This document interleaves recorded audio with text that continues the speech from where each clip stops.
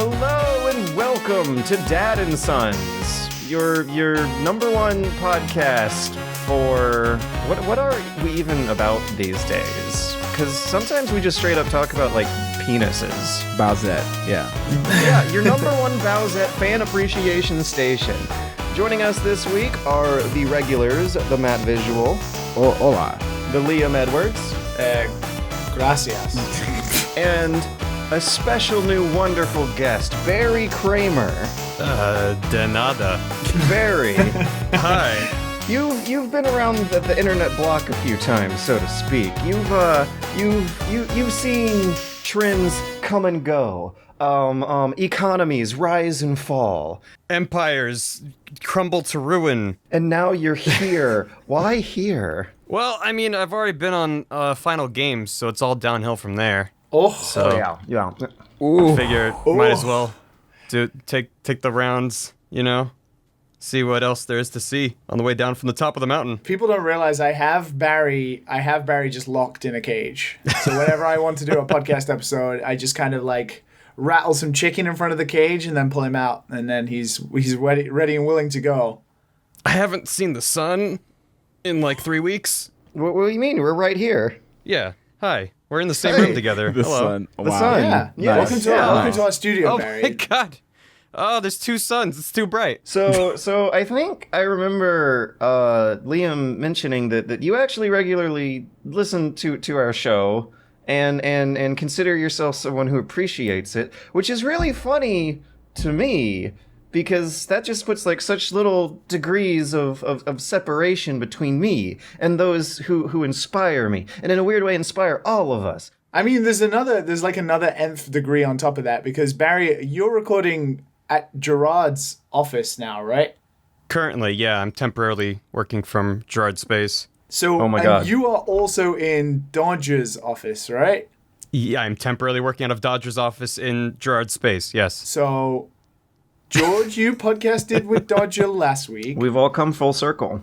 I podcasted with Barry. George and Matt, you used to do the Completionist TOVG podcast. Now Barry's in their office. It was fate. It really, to this moment right now, was a long time Yeah. coming. And I bumped into Gerard and Aaron last week at Tokyo Game Show. Yeah, so It's My all God. come full crazy circle.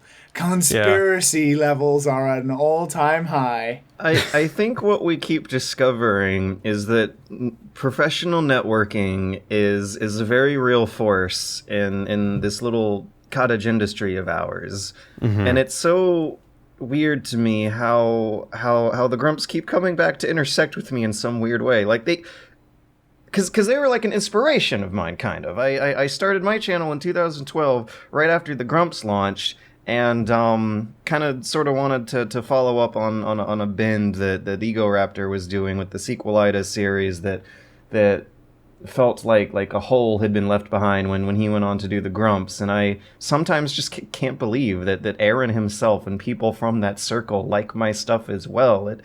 It's extremely flattering to me.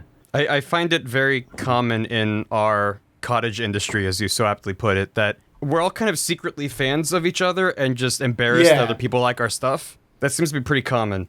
I remember an episode some fans linked me to of Aaron and Danny playing Breath of the Wild, and Aaron was like, I was watching one of my favorite YouTubers, Super Bunny Hop, and he was complaining about how there's a full minute of dialogue you gotta mash through to get these orbs, and Dan was just like, I got a minute. And I was like, oh my God, what did I do? Jesus Christ, take it back. And then you check that video and you have like 90% dislike bar, and you're like, oh God, it's all coming down. It just got like a nice little boost. Yeah. The real thing that worried me about that video is when I met a fan in person, face to face at MomoCon, and they said, George, great video, just don't try to do it all in rhymes again. So Matt, how was your day? Wait, what? For the normal people, how was your day? Wait, no. It's fine. I was just listening to this nice conversation. Have you made any Guild Wars videos Did recently? you see any dongers? Oh my God! Get the fuck out of here! Oh my God!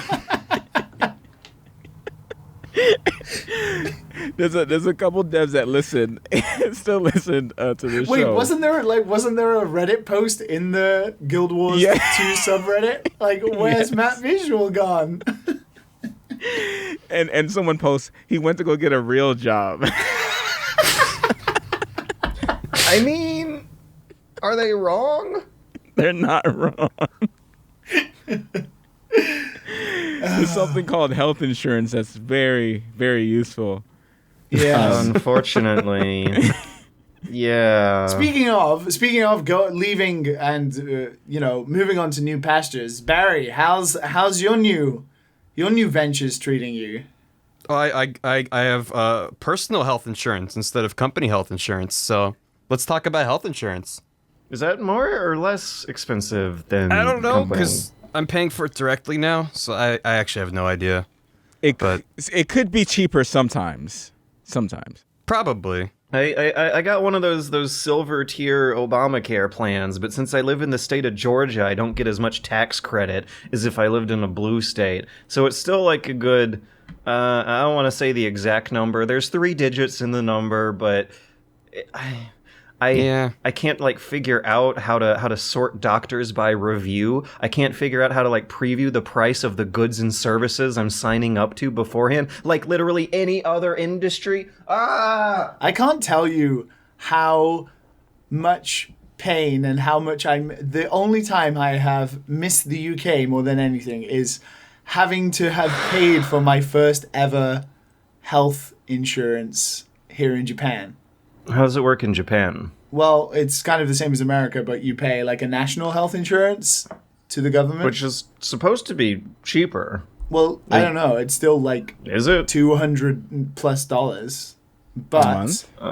yeah, a sounds month. about the same. But coming from Hmm. the UK, where we have a national health service where you don't pay anything, you can choose to pay for private healthcare if you want. But coming from the UK to them paying this, it hurt, man. It hurt. I think the problems arise when you get into this income-based tax credit thing where you can get caught between like whatever line my state of Georgia here considers poverty versus whatever line my state of Georgia here considers enough disposable money to spend on healthcare consequence free, and I'm in between those two zones. Well, at least I was the year I signed up for it, which changed drastically last August, but I gotta fill that out again in January and see what my new price tag is, and I expect it to be a lot higher than it was last year. Yeah, I feel you. It's fun. Maybe you can buy video games with the spare money. So, welcome, Barry. Wow. What? I mean, I Welcome. think Health insurance. the podcast is called Dad and Sons. I think some fatherly, sonderly advice. Yes, you yes, know. Barry. It's true, There that's comes true. a time. You're about to be a grown man now. Soon, you're about to hit Almost. 26 years old. You're gonna have to buy your own health insurance. We are gonna have to cut you off. I'm sorry, but that's just the rules. That's the lay of our land. And honestly, I've been looking at your work lately. You can do it. I think you can. So I'm gonna mail you an information packet. I'm gonna include some of our like favorite snacks from back in the day too. But it'll have some instructions to help you out, get started on that. And Are there snacks in the package or just descriptions of the snacks? Descriptions of the snacks with Okay. with like PNG photos of them. Would they were PNGs saved as a JPEG, so they have this like awful border around them? Yeah.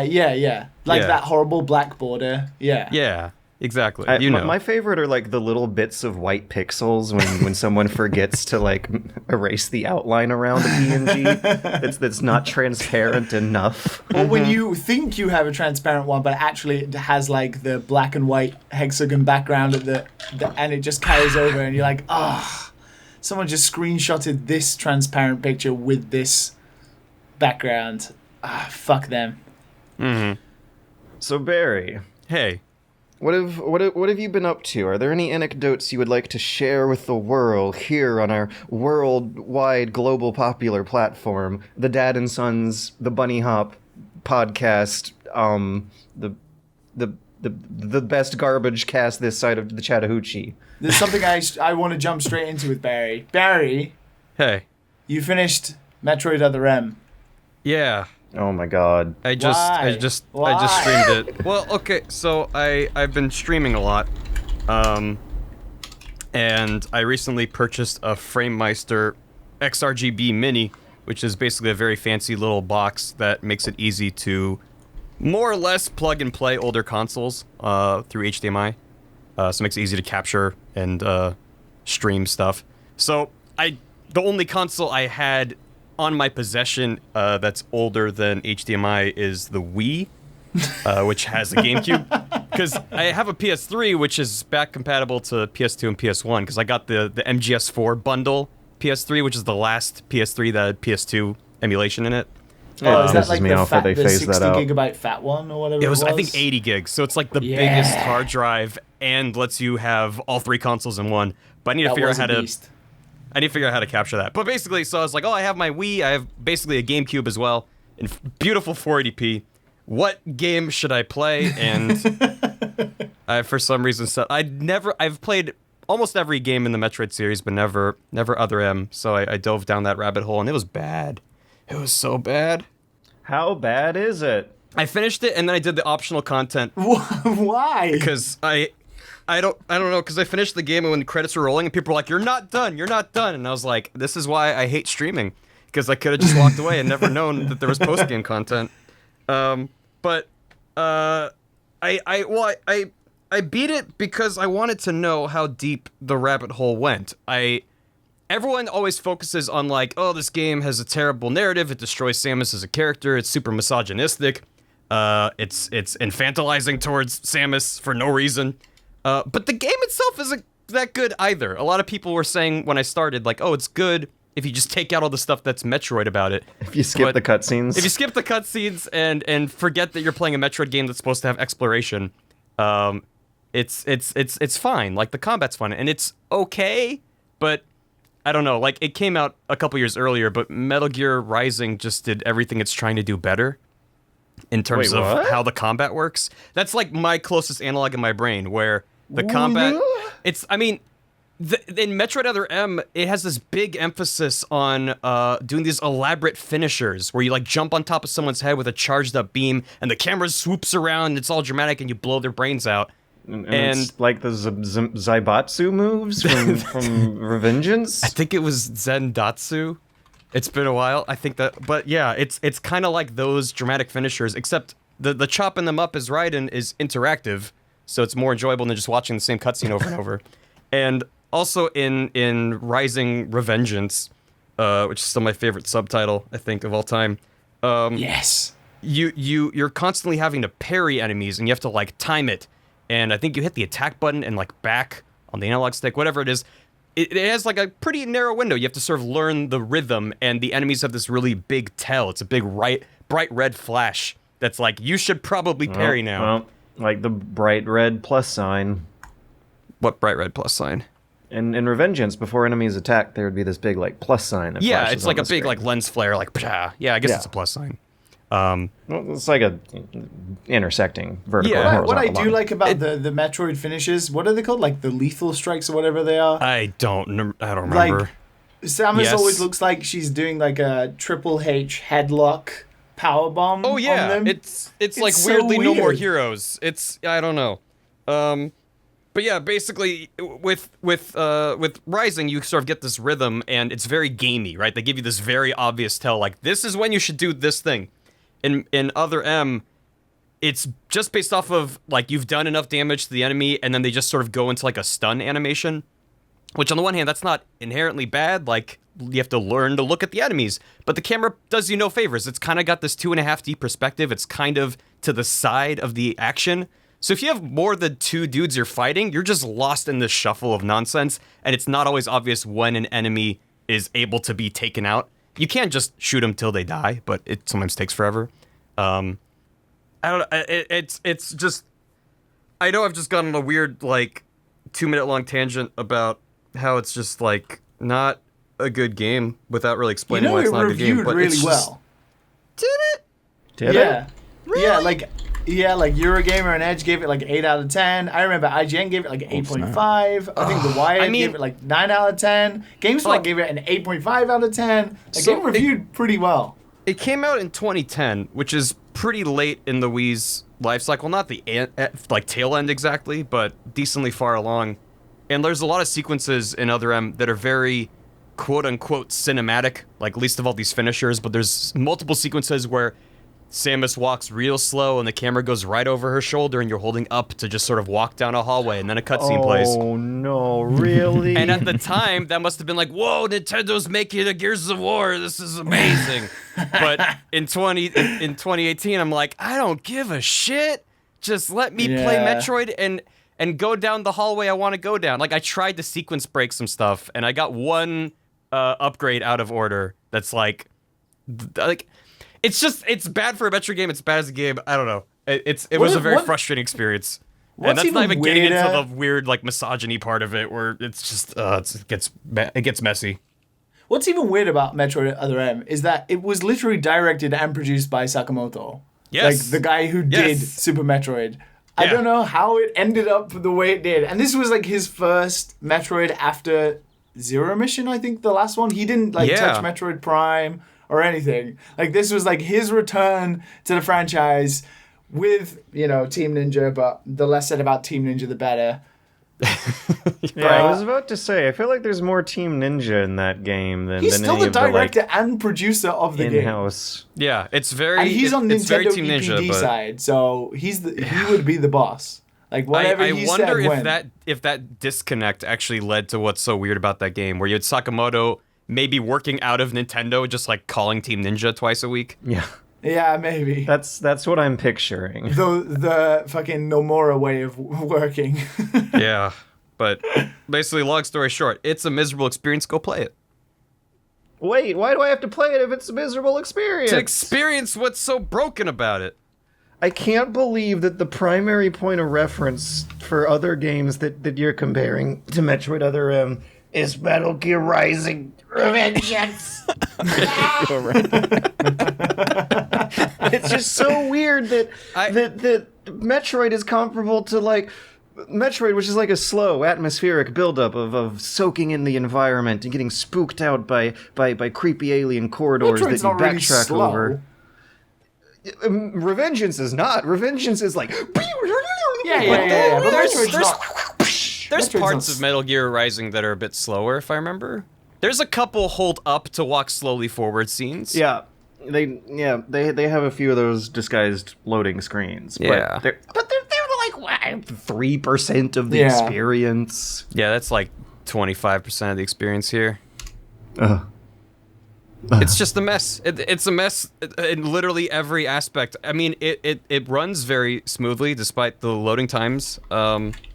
And that like the controls are better than they should be. You play the game with the Wiimote sideways, like in the NES controller configuration. Oh yeah, I forgot about that. Yeah, I forgot it does that weird. And so they lock the four, like left, right, up, down of the D-pad to the rooms you're in. All the rooms are sort of, they shuffle the camera around, but if you press left, you're gonna go left. You're not like gonna bump into a wall. So it feels like it feels like an alternate universe where Metroid Prime didn't happen. And they were like, how do we bring a Metroid game to the third dimension? Well, we just sort of make it 2.5D. And sometimes you hold up. But then you go into first person by pointing the Wiimote at the screen. And that just, it does. I mean, I'm playing this off of a computer monitor, and I have the Wii sensor bar like 2 feet away from me, if that. And people were telling me, no, even in ideal circumstances, it feels really awkward. Because there's like, literally, there's times where you have to switch back and forth between them during a fight, and it just feels like you're doing gymnastics with your hands. It's fascinating. I'm obsessed with this game now. I don't know how to get it out of my brain. Play it again. Yeah, 100%. That's the only way to be sure. I finished with 38% completion. So they basically, you have to beat the game in order to play it as a Metroidvania. After you beat the game, they go, now you can go wherever you want. The entire experience is linear, and they railroad you down specific paths. And there's no overlap. They go up this elevator. Now come back down to the hub. Now go up this elevator. You never get an experience in that game to go, all right, I'm going to go see what's over here for a while. Now go over here. It's bizarre. I'm done. How you guys doing? What's up? Hi. Happy to be here. How you guys doing? I don't know. Looking at the outline, it seems like we all got some kind of problem we want to talk about and it's been a rough week. Sort out. Evidently. I mean, I need an intervention. Yeah. Liam, your section looks deadly. I have a problem. Liam, you've been a good son to me all these years. I Break the respect immersion. your work, and I want to help you through this. What's troubling you, son? There's three of you today. I feel like with the three of you, I can do this. Let's help you through this. I mean, I've already Okay. done it, but this is like preparation for next September. Oof. So, I like what you guys call the game of soccer. Okay? I'm English. Footy? You mean soccer, right? I mean the real football. You know? The one where The you Queen's actually use... football. Soccer. The one where you actually use your Use feet. your feet on a Yeah, ball. you know, the one where you actually kick the ball every time to play the game, hence it's called football. Not where you run with it in your hands. What? Yeah. The That's other football. one. Yeah, the one where you carry the ball mostly. Sometimes you kick Right, it. football. Football. Yeah. Yeah. Football. God, it pains me to say that. Yeah, so I like soccer. So every year when September rolls around, I do the nasty. And I Only buy... once a year? Yeah, once a year. You play I play- FIFA? Since when? Fucking, like, I don't know, 94? Oh my How are you guys God. just learning this? I don't know. Because I don't know. This is like it is some like a dark secret. secret that, you know, I play JRPGs. Some I guilty am pleasure. the definition of a hardcore gamer, says the internet. How could I have variety in my gaming palettes? Fucking pisses me off how the quote-unquote hardcore gamers have such an extremely limited view of their medium. Anyways, continue. Yeah, so basically I bought the new FIFA that came out the other day because, you know, for whatever reason, they changed the kits of the teams. I want to play with the new kits. The new uniforms, if you know what Wow. kit is. You weirdos. I did it. For those that don't know, explain it. Uniforms. It changed That the was me uniforms. It's uniform. It's called kits in football. Soccer. God damn it. All right. But I don't know if you guys Just know call this, it right? football. Billions of people call it football, and there's like a couple 100 million. They're like, no, Yeah, that's true. call it football. It's fine. Okay, so I have a problem and I buy it every year. To be fair, I do play it. It's like my guilt game that I turn on every now and again when I'm kind of like done with playing other games, right? But there's something that has been like driving me crazy this week while playing it. I don't know if you guys know, but it has this mode in it called The Journey. Sounds like a campaign. Do you know about this? Do any of you know about this? No. I know we all tune out when No. EA are on stage at E3. I know we all tune out. But this is Yep. kind of what they focus on really heavily. What makes So- it such a journey? Well, for the past 3 years, they've had like a story mode in a sports game. Which I don't think I've seen. Oh, like I NBA 2K. haven't seen Yeah. it done elegantly. Did Spike Lee direct it? So this is the weird thing, right? Because Like it's NBA essentially 2K. like an RPG. Because you Wait, what? Yeah, so you upgrade your football players' stats, right? So the idea is it started out you played as a guy called Alex Hunter, which is the most English name ever. Oh my god. And you were like then progressing to play for one of the top teams in England. So like in the top football league. And like that was the first game in FIFA 17, and then 18 I didn't play that one because I bought the Switch version, which didn't have it because it was a watered down port. But fuck that. So this year I bought the PS4 one, and then I was like, it recapped on the story, and all of a sudden it had 3 different characters in it. Are there main characters? Who have... 3 main characters that in a Oh. GTA 5 style switch, you switch between now and again. Right? And Wow. what I don't understand about this mode is this mode has better animation, has better moral choices, better stat up like attributes that make a difference than Mass Effect Andromeda, the last EA game with Frostbite. To be fair, that's kind of a low bar. I mean, it's a low bar, but we're talking about a soccer game, Barry. We're talking about a soccer game that has. We're talking about a soccer game that has intense drama in it, like more cutscenes than Kojima would know what to do with. I haven't Oh played. my it has, God. like, an Are you actual, sitting there for like like- 2 hours? Yeah, no, you're like every time you Are- play a match, after it there'll be a cutscene. Is it going to be like a slideshow about how the Patriots are rigging the matches and you No, got to no, no, uncover no. the conspiracy? Wrong football, but the cutscenes are fully voiced, fully Good call. animated. Didn't even notice it myself. In the Frostbite engine and everything. And like the first chapter takes place in Tokyo because they go on what's called a pre-season tour to like different countries where they play in front of, crowds that don't usually get to watch these games. So they're in Tokyo and they've like fully modeled like Tokyo in the background, the whole skyline and everything, and they've modeled it for like just 2 cutscenes. So what you're And, telling like- me is like the common complaint where they're just repackaging the same game every year and just swapping out some assets. They Yeah, took no, their like, development they have, budget like, and we're like, I mean- well, we might as well do something. Like what do you guys call like daytime drama TV? Like we call Like it soap soap opera? operas. Yeah, like soap soap. operas. Yeah, like soaps. Yeah, like it's basically like a football soap, right? That you're playing through with the 3 different characters who all have these intense storylines. Like the main guy, Alex Hunter, he's like become a superstar and now he's super distant from his family and he's surrounded by people who want his money and all this kind of thing. And then there's like his best friend who like is a not so good football player whose brother is an asshole who plays for like one of the top teams. So he's trying to live up to his like brother's like standards, like in true anime shonen style. And then, oh my god, lo and behold, the main character, Alex Hunter, who, by the way, is a black guy. Matt, representation, of course, right? Oh, He has snap. a Whoa, changing the game. stepsister who is American, who his dad, like, fucked off to go, like, fuck an American girl, had a white girl sister. So there is, like, this, like, younger girl who's, like, a soccer player who didn't know her brother was a soccer player. And there's all this drama going on.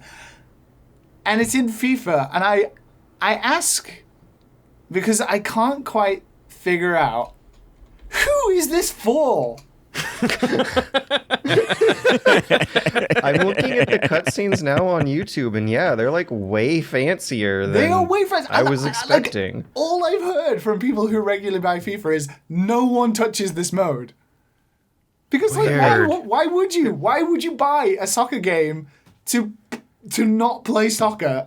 I'm looking at footage of FIFA 19, and it's a family arguing at a dinner table.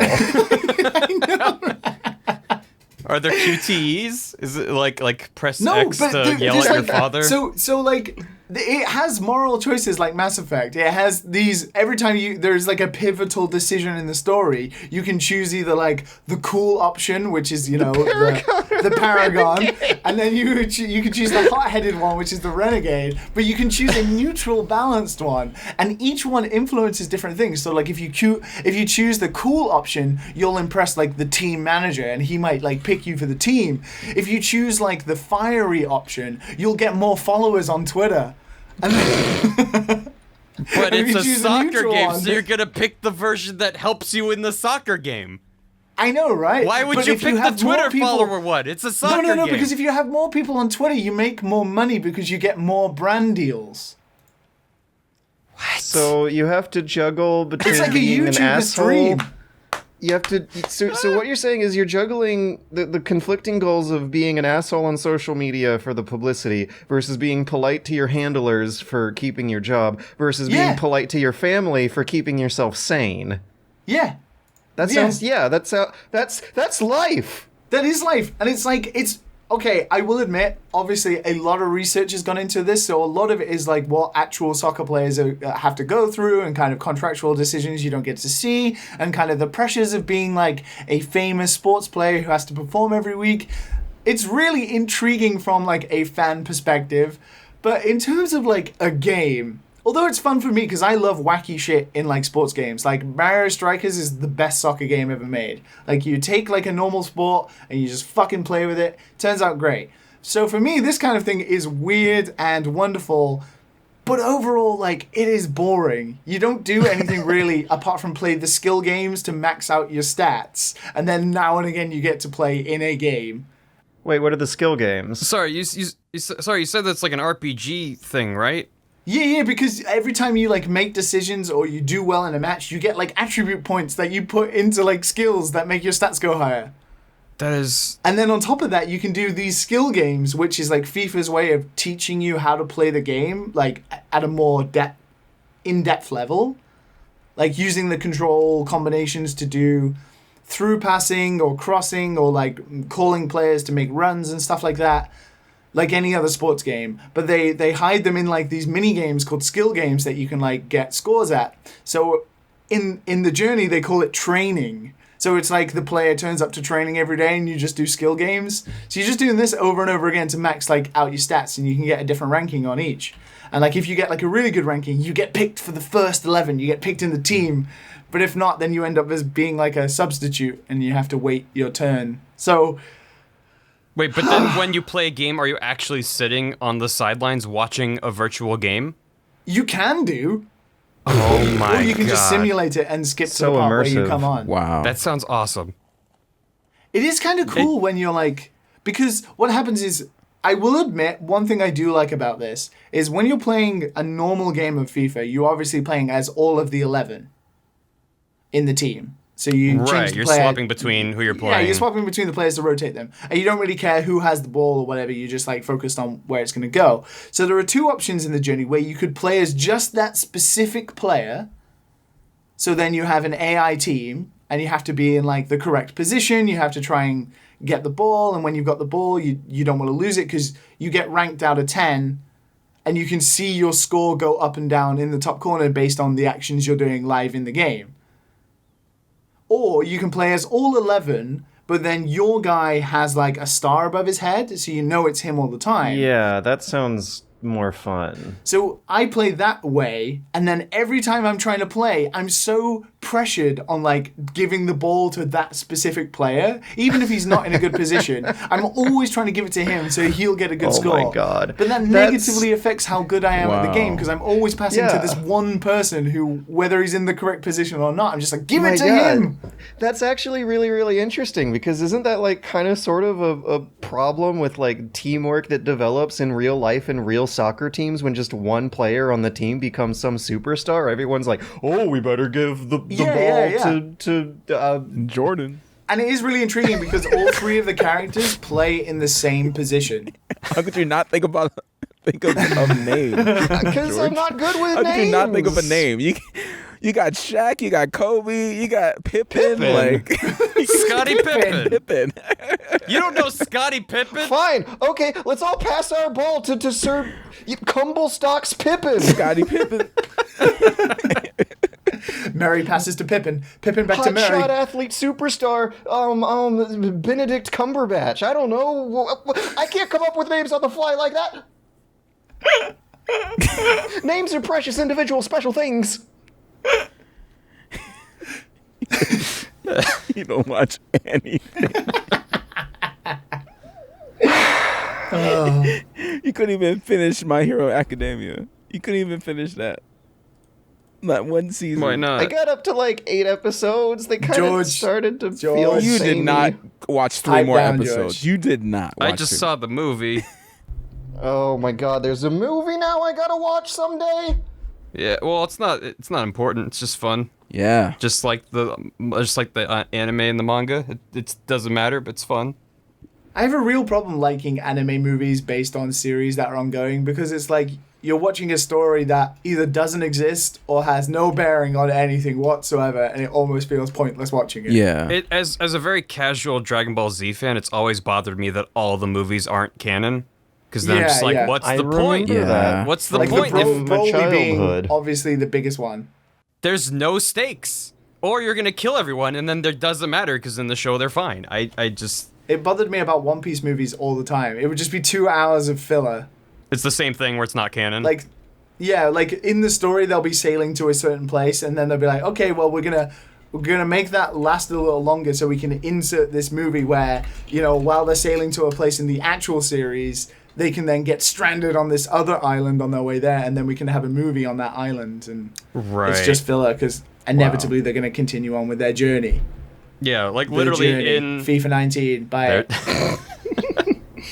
I actually had a thought while you're talking about FIFA. Do they still do that gimmick where you can scan in your face with your webcam and then they just plaster it onto a 3D face? I wish. Please. Oh. No, I wish. I did that in the NBA game, the one that came out when the PlayStation 4 came out, and that was amazing. I never bought a game that used it and it actually worked well, but it was the best. I did it for the NBA. What was it? I guess when the PS4 launched, it was like 2014. So I guess it's NBA 2K14, maybe, or 13. But Something that like had like that. a scan your face in, and you could use your mobile phone. Oh, Even better. So you could use your phone and then like take a picture and then send it to EA's website and it would scan it in, and it was just like me, like a 6'8" giant monstrous version of me. And was the face like this weird it was warped pretty monster good. on the back Do of you the know what? person's head? Do you know what? You guys talk because I think I have a picture of it on Facebook that I'm going to try and find now. Oh my 'Cause, god. I mean, you say you guys talk, I have a picture of it, but I'm scrolling through Google image search results of Rainbow Six Vegas face scan, and they are all monsters. Where but this one was like actually pretty good from what I remember. Oh, Jesus Christ. Oh, yeah. Rainbow Six Vegas face scan gives you some good results. Yeah. Is that do you Kevin see the Spacey? one? Face scan. Do you see the one that looks like a weird, Oh, There's God. one that's actually a baby. grimacing mouth guy? Yeah, I see. Oh my god, I found my old It's the Star Wars third. Old Republic character. That's Yeah. weird. I think the second is my favorite though. In the second row, in the middle, there's just a baby. Someone scanned their baby.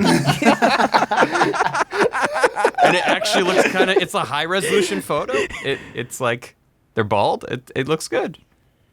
And Yeah. seeing a like suited Wow. up commando SWAT guy like with a stretched baby up. face it makes it look like an alien, like a Mass Effect alien is breaching and clearing Tom Clancy's breach hole here. Well, it's certainly Yeah, breaching 'cause and clearing obviously something. the baby's face had to be on the smaller head, but the head is just too big. Oh, for did the he shove a picture, tiny so head? it just stretches out You should have the a tiny eyes. head like the Goombas from the Mario movie. But it has a little baby head. Oh my god. It's like Deadpool with the baby hands, but he's got a baby head. Oh god. No. Oh, just, Who was just before we switch over, I started playing a game called Time Spinner that, Matt, I think you would enjoy. Time what? Spinner. Time Yeah, it's like a Spinner. brand new Metroidvania. Very close to Meat Spinner. Let's see. They keep coming out. It's kind of based. Yeah. It's kind of like Chrono. It's nothing like Chrono Trigger. Only in time elements. It's definitely though a lot like Symphony of the Night. I've seen this. I'm about 3 hours in. It's pretty good so far. It's a little bare bones in terms of like level design and stuff, but in terms of like the character and the combat, you use these like magical orbs, and you have one in your left hand and one in your right hand, and you can mix and match between multiple different orbs that all have different variations, and then you can get like amulets that allow you to do specific powers with the orbs and mix and match them, and then you have like little animals that follow you and do combat, and then you can also pause time, so there's like all these different elements on top of each other. Make it pretty it's good. by Chucklefish. It's published by Chucklefish. Yeah, I think it was a Kickstarter a couple years ago. Oh, Chuckle. Yeah. Oh, that's neat. She been a while. froze time during a boss and actually jumped on top of the boss to like get out of the corner. So it's kind of unique because you freeze time, but you can't attack enemies while they're frozen. So it's like you use it to dodge enemy attacks, or you use it to like make bosses hit into other things, or like there'll be gaps where you can't jump, so you have to freeze, kind of like the ice beam in Metroid, and then use the enemies as like platforms to jump across and stuff. Looks It's pretty neat. unique. It's good so far. I'm enjoying it. What platforms it's on? PS4, PC, and PlayStation Vita. Oh, no Switch yet. Well, Blue are still making Vita games? Wow, people got Kickstarter reward things to fill, haven't they? I guess that explains it then. I don't think it would be on there otherwise. I'm intrigued. I need something to play on my Switch though, and I'm about to start Hollow Knight, and I'm wondering if I might get Metroidvania out after Hollow Knight. But this Time looks Spinner like my seems jam. like we've spoken a lot about Metro. I mean, it's not our fault that everyone just keeps releasing the same fucking type of but genre of if game. they're good, then sure, let's keep playing them. Yeah, but compared to the other ones that we've spoken about, like Chasm and stuff, this one is a lot better. Did you guys play The Messenger? The Yeah. Messenger. No. I Yeah. played it because Gerard did a completionist on it where, out of his usual format, he starts the video saying, buy this game and play it. Like, don't even wait till the end of the video. Just buy this game and play it. It's Did you like it? I enjoyed it a lot. It's one of my favorite games of the year. Wow. Nice. It's I really did not enjoy it. really I went on a massive rant a couple of episodes ago about how the bosses in that game Oh, suck. it's that what's game. your problem with Yeah. it? I don't want to get on this tangent too long, but I'm curious. So I think most things I've seen so far, people agree that like the first few hours of that game are really boring. Like the Really? level design is really, really simple, and like the good gimmicks of the game don't kick in until like a good 4 or 5 hours in. That's mostly true, but even the simple like slash a thing to get a second jump, that stays interesting throughout the Yeah, entire but my experience. problem with that is they don't use it enough. There's no like platforming challenge. They only use it as like an optional thing. There's a couple times it's semi-required, Yeah, but I would see, mostly you're agree reaching with you there. though, Barry. You're reaching. You know no, what I mean? I agree. though. They could have used it more. It was still. I'm like, yes, I'll take more The Messenger. That's how I'm treating that nitpick. Yeah, and you then know? I felt like the bosses sucked. Yeah. Yeah. The bosses sucks. They They- largely did. There's a couple fun See, ones. thank but you. Someone else who agrees with me. So many Yeah. YouTube comments were like, "Fuck you, the I'm not bosses are saying fine. it's You a just suck." perfect I'm like, no. game, but No, they overall suck. thought it was very fun. I streamed The Messenger as well, and I had this really weird experience where and seeing screenshots and even watching Gerard's video on it, it looks really like indie pixel art generic. Like it doesn't look very unique or interesting. But once you get It's your like hands Ninja on Gaiden. it, yeah, it I does. would, But I it would doesn't say when play it at kicks all into like it. the 16-bit stuff, it looks really nice. But I think even before then, the 8-bit stuff, it kind of strikes a Shovel Knight balance where it's like better than Yeah. any 8-bit hardware could ever do. But I think the soundtrack really carries it. The soundtrack is so good.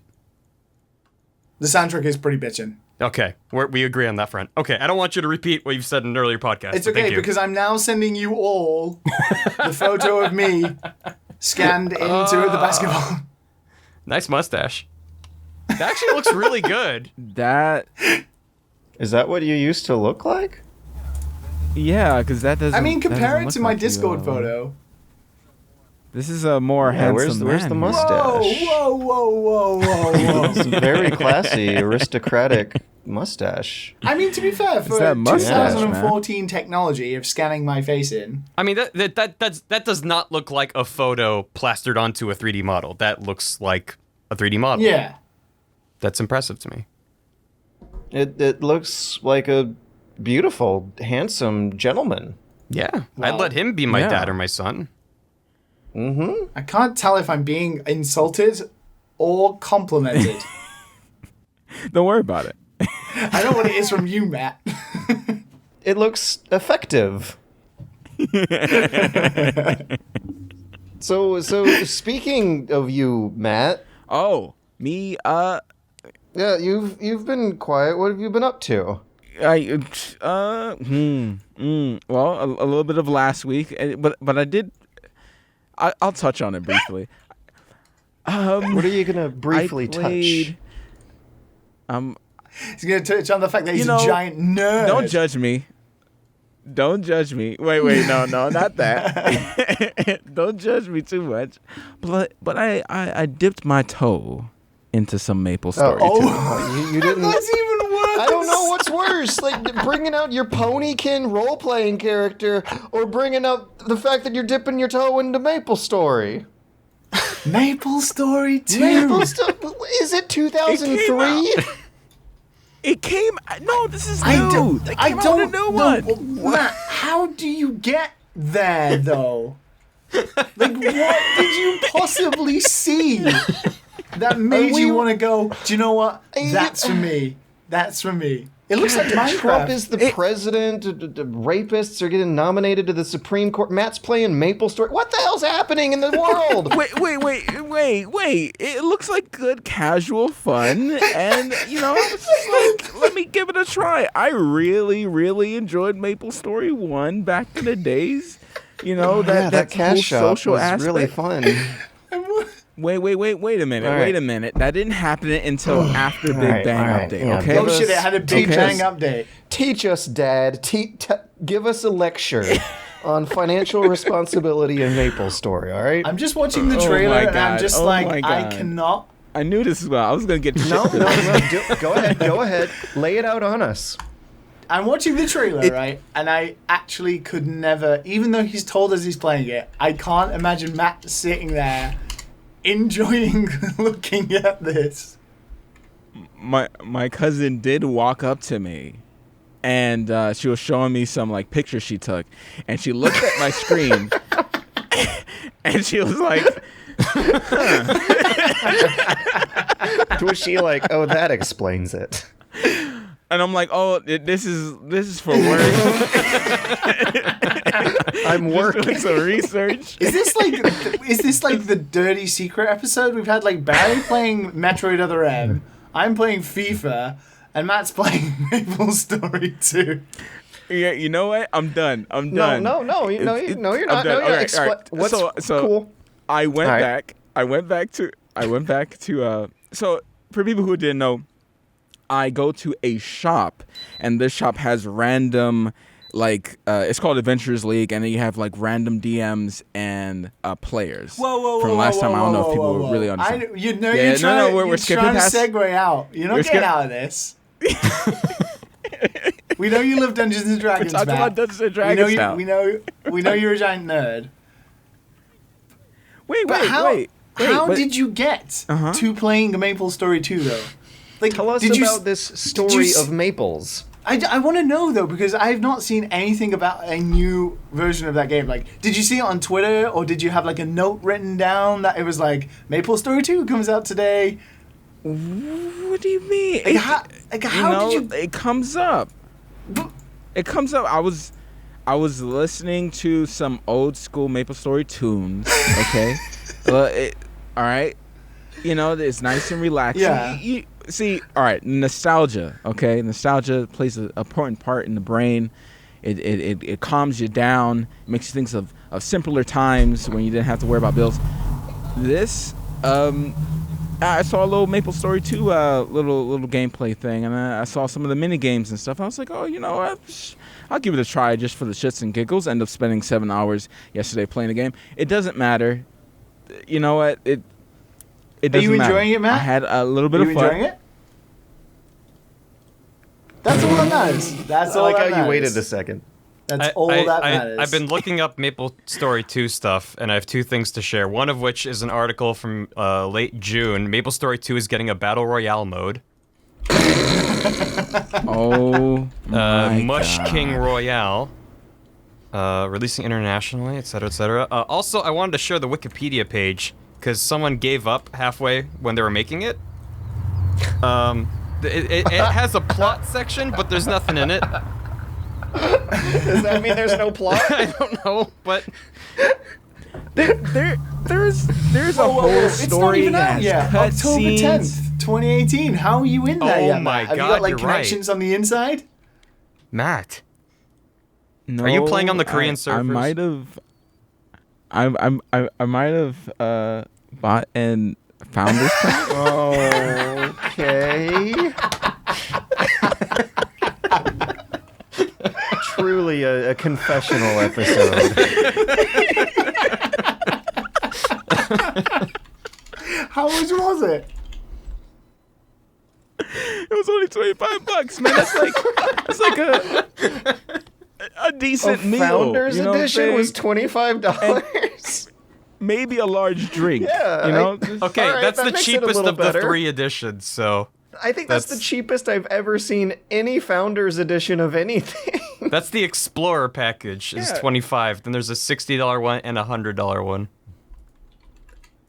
Yeah, you get like a big old mushroom chair and a cat suit. And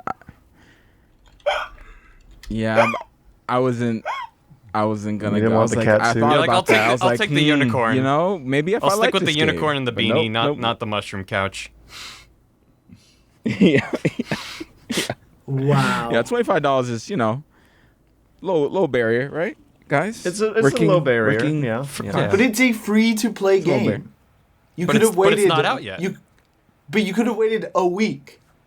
But we also all know that free to play is kind of a misnomer. Yeah, It's not free to have fun let's- on free to play games. true. Look, I'm hoping. I haven't seen any crazy things yet. Okay, you know what? Maybe I've seen one crazy thing. Okay, other than their premium servers having some ridiculous buffs, like more XP, 5% running and mount speed, like really ridiculous stuff. The only thing that really stands out to be like a little bit like it has me worried is that when I get onto a mount, it says, "Do you want to pay to not be attacked by other creatures?" Oh. For 7 days. And I thought that was the weirdest microtransaction I've ever Did you buy seen. it? I was just like, what? Yeah, fuck that. Oh, so there is a line. I have limits. So there is a line. There is a line, okay? There is a line. There is a line. And that is definitely the line where I just don't want to cry. I played it for the podcast, okay? Sure. I played this for the Sure. podcast. Cool. Mhm. I believe you. I believe Then you why too. do you want to change the topic? Oh no, because Dungeons and Dragons, and you guys have like an important announcement about Dungeons and Dragons. Wait, what? Don't we? Do we? Wait, we do? Wait, I will say do? we haven't made any decisions yet, but we are thinking of approaching this quite seriously and making something out of it. So Whoa. I was saying all that. I was talking about. we don't want to make any promises we can't keep, right? Start it over. Now we just gotta cut all this shit out now. I will say though, speaking of, we've had a lot of emails, way more than we thought, about people who are trying to apply as if for a job position as our DM. That makes me a little nervous. And people have sent like their history and their resumes and their DM experience to us, and we are incredibly grateful. We will at some point check that out through Matt's vetting, because he's the only one who knows anything. And I don't even know that much. This is like my second time going in. Now, to be fair, I played more than that, but that was a long time ago. Though. So it's like a different edition. Yeah, I think it was no, I can't remember. remember. Dude. Barry, do you play Dungeons and Dragons? I have played it a couple times. I don't think Are I've you ever. a good DM? I've never DM'd. I would not be a good Good, DM. you're hired. All right. 1,000 people send in their emails and like, god damn it. Yeah. Sign here. You got it. You're in a room. No. Exits are north. There's one exit. I don't know how you got in here, but there's only one exit. Check, but You find a sword of unyielding pain in your buttocks. I pick it up. George is dead. Roll for initiative. pay respects. I rolled 2. Does that mean I pay respect? Yeah, it's sure. But not well. You kind of stumble over your words, and George comes back to life long enough to just kind of give you a glare, and then... Spook Liam. See, now you're just making it sound so Yeah. terrible. Dungeons and Dragons is a It is, magical. it is. With an experienced DM who knows how to tell a story and get their players excited. Yeah. like you get in and you kind of just lose yourself in it, and you don't really think that there's a person actually guiding you through a freaking game. Right. I'm telling you, man. I'm telling you, it's fun. It's good decompression. You know what I'm saying? No? Yeah, I mean, it just I'm stresses kind me of out. There's jealous. You'll paperwork. love It's it. like doing taxes.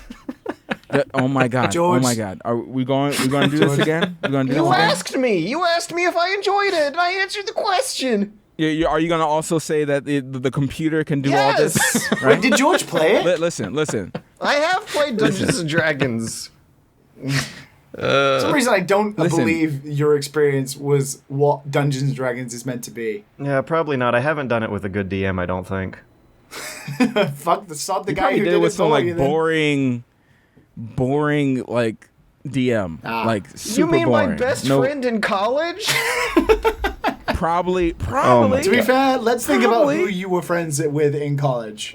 Really cool dudes? I bet. Are you a rad enough, dude? Are you a rad enough dude to play Dungeons and Dragons with George? Not most people are. So speaking of being radical and George, Yeah. I think I've gotten to a point where I'd almost rather play games with the VR headset on. Do it. Why not? George, the Do only it. reason, the only way you can is if you play Astrobot.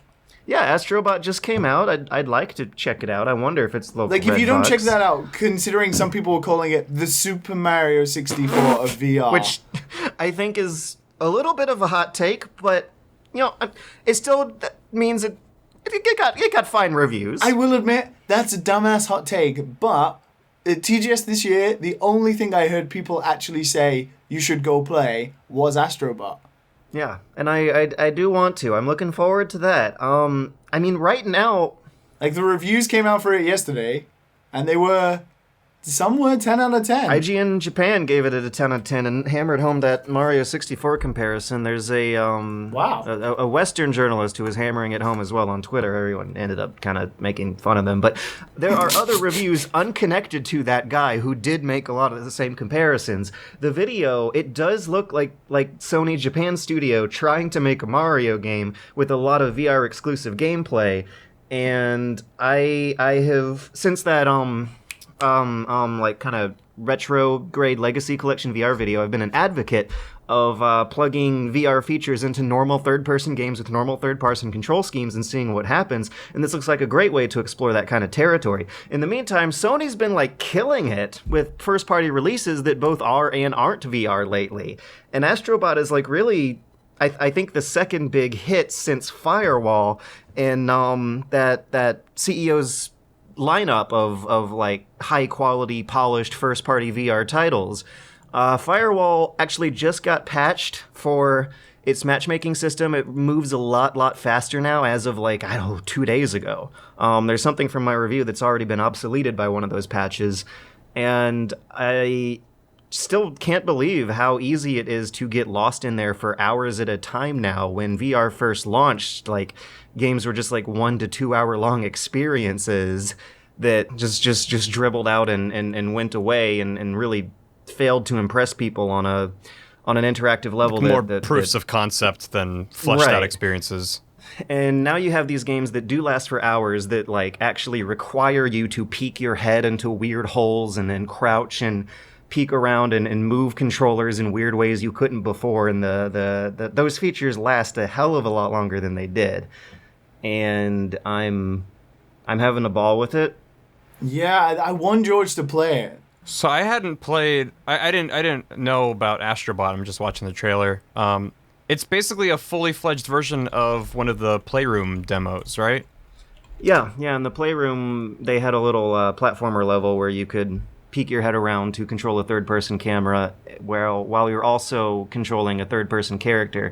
In the full game, apparently there are enemies who will like try to shoot projectiles at your head that will like shatter, give a glass shattering effect or spray you with goop that you have to keep track of in addition to you doing your third-person platforming at the same time.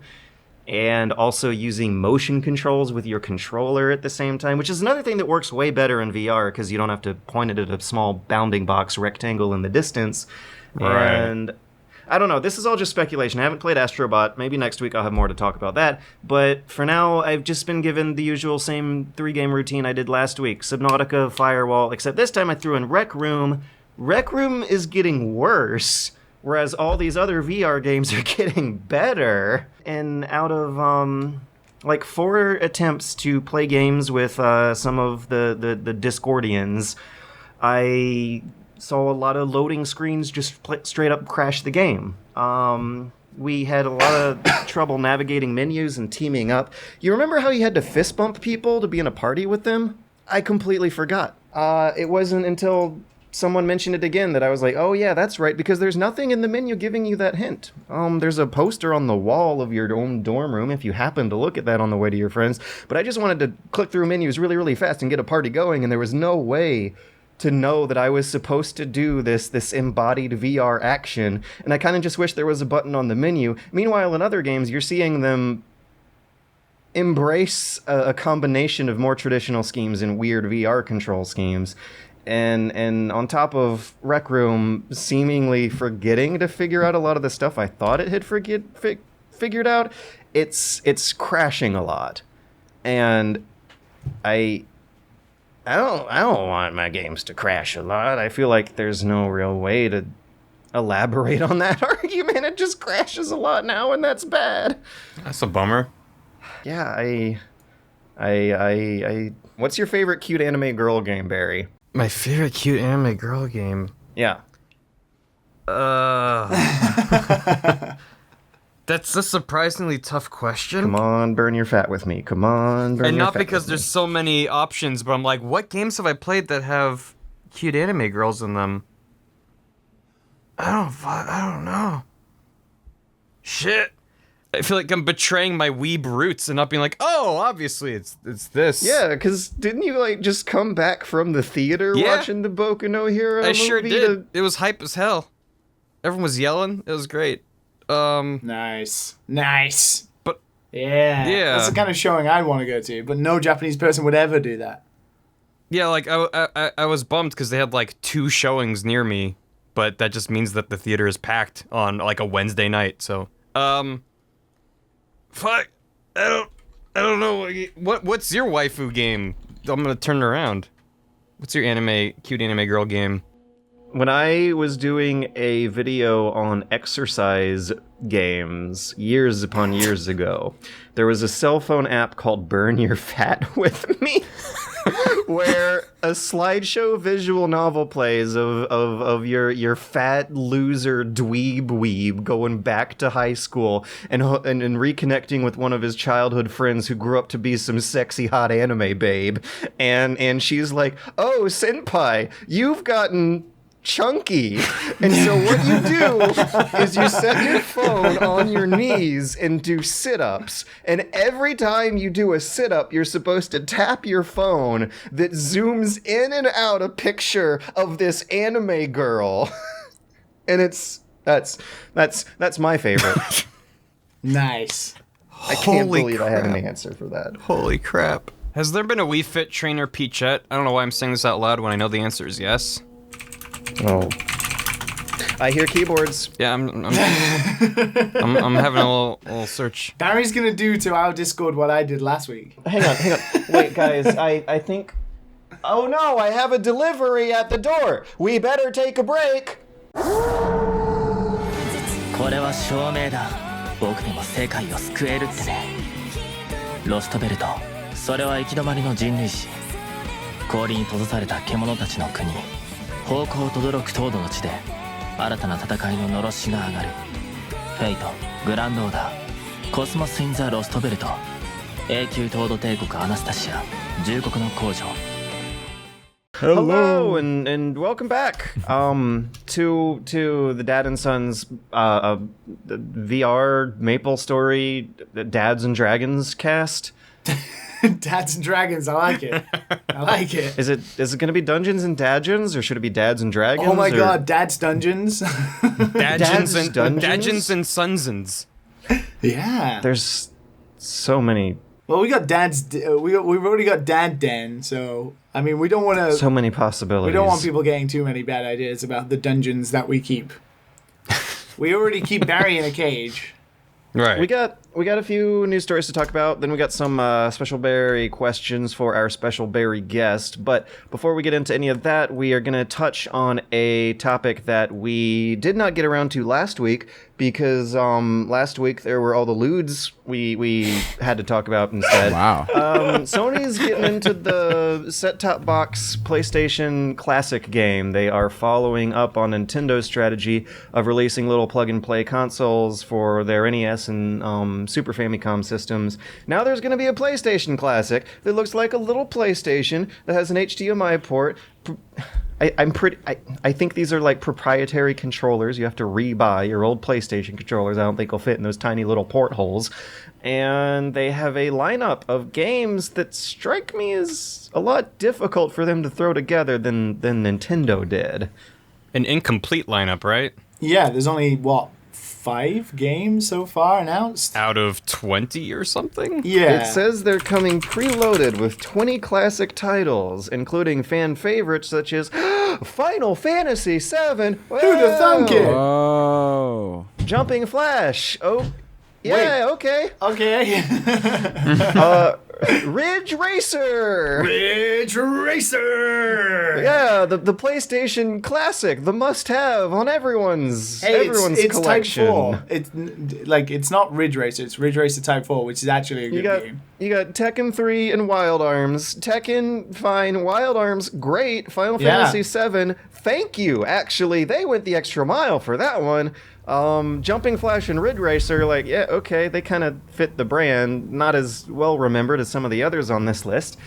But since PlayStation's strategy involves fostering so many more third-party relationships than what they're developing in-house, it's probably a lot harder to get a lot of the classic games that people really do remember from the PlayStation on here. Like, Metal Gear Solid is not on the list. I highly doubt it's going to come out without Metal Gear on it. That's what's weird about the list. There's no Metal Gear, and Metal Gear. There's no Crash or Spyro, and both of those have received but this is just 5 reimaginings, games, and which I is imagine this is just 5 games. But you got to think, right? Out of the 5 games, 2 are RPGs, 1's a racer, 1's a platformer, 1's a fighting game. It's like the very different genres. They've chosen a game specifically from different genres to cover like the basis of what you can expect out of the 20. So I imagine they're not going to release this without Crash on it or MGS. People will just be like, come on. But that MGS deal depends on Konami playing ball, and they are playing more considering balls now than they used to. They just announced that Castlevania pack with Symphony of Night and Rondo of Blood, which, by the way, is amazing. Back in Smash. Yeah, no. So No, but considering Konami have just announced that as a PlayStation 4 exclusive, Sony probably have already made some deals with Konami about some sort of re-release to do with this. But why not announce it? I just looked it up because I was curious. When the NES Mini or the NES Classic was announced, they announced it with all the games that came on it. And the Super Nintendo one, and but the Sega one didn't. They didn't introduce the NES Classic and go, it'll have Mario and Balloon Fighter and hockey. Yeah, and it is weird. others. I will admit, it is totally weird. Actually, they don't have hockey; they have Tecmo Bowl. But whatever. Yeah, it's a very strange situation with the Classic. And I'm someone who I grew up with Nintendo consoles, and then the PS2 was my first Sony consoles. I didn't have a PS1. I'm in the market for a PlayStation Classic, but me too. But then you think about the 5 games they've announced. But then you think about also the fact that it's HDMI, and whereas with the Super Nintendo Classic, you get away with that beautiful pixel art being blown up. Mm-hmm. But I played Wild Arms on a CRT TV maybe about 4 years ago on a PlayStation 2, and that shit was ugly. Yeah. I'm concerned about a potential N64 Classic as well. Like Jumping Flash on a big giant 40-inch 4K TV. Never mind, Yummy. I don't want it. Just look at screenshots of Jumping Flash and you'll be like, I don't want it. No, screenshots don't do it justice. You gotta look at footage.